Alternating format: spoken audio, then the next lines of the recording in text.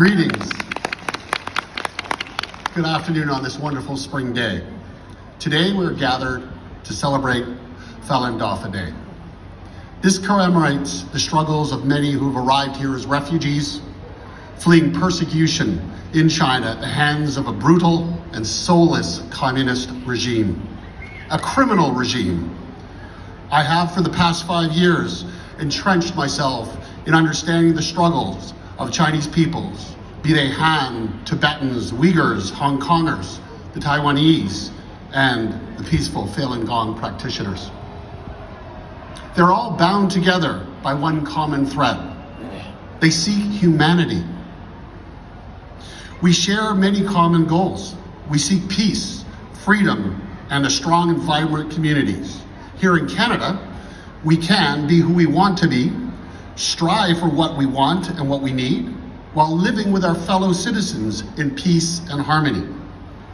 But as you all know, the CCP has a different plan. By using the United Front Works Department and the network of Chinese friendship associations, they seek to engage and control all members of the China diaspora community. Speak out and you are targeted. They will threaten you. They will threaten your family members back in China. You can't read a newspaper today without seeing another story on how the Chinese Communist Party has infiltrated the highest political offices in our nation in hopes to influence and bend our politicians to enact laws and legislation that supports the ambitions of the CCP's 2049 plan. What is that plan? It's total global hegemony to dominate all citizens around the world. Many in Canada have aided and abetted this regime in the name of profit while turning a blind eye to slave labor, concentration camps, and forced organ harvesting. Anyone who speaks out is quickly silenced. Let me read from The China Nexus by Benedict Rogers and published by Optimum Publishing.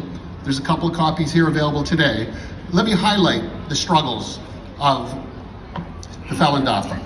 Chapter 7, A Criminal State, the persecution of the Falun Gong and the story of forced organ harvesting. Beauty queens, pageants, contestants, and movie stars are not usually in my orbit. Indeed, I was only vaguely aware of the Miss World contest and never previously paid any attention to it. But when the news broke in November of 2015 that Miss World Canada, Anastasia Lin, a Chinese-born Canadian actor who had been turned away from a flight from Hong Kong to Sanya, where the Miss World finals were taking place, I took notice. Declared persona non grata by the Chinese Communist Party regime, Anastasia was excluded from contesting the world pageant because of her outspoken advocacy against the persecution of the Falun Gong and the practice of forced organ harvesting. A practitioner of Falun Gong herself, she had taken the Miss World slogan, "Beauty with a Purpose," seriously and intended to use her platform in the contest to, in her own words, advocate for those who cannot speak for themselves. People who suffer in prisons, labor camps, or whose voices have been stifled by repression and censorship.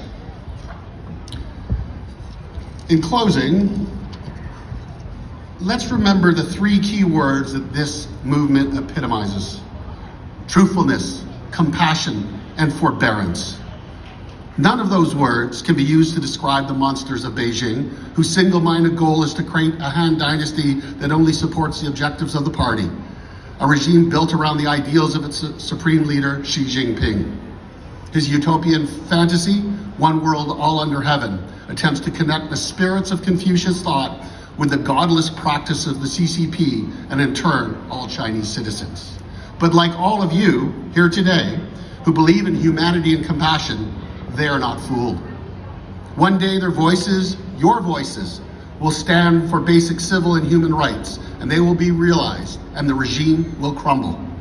Until then, we must all pray and advocate for each other, and by doing so, we create our own united front, a united front for peace, freedom, and democracy that will defy and fight against all those who seek to oppress the voices of faith and compassion.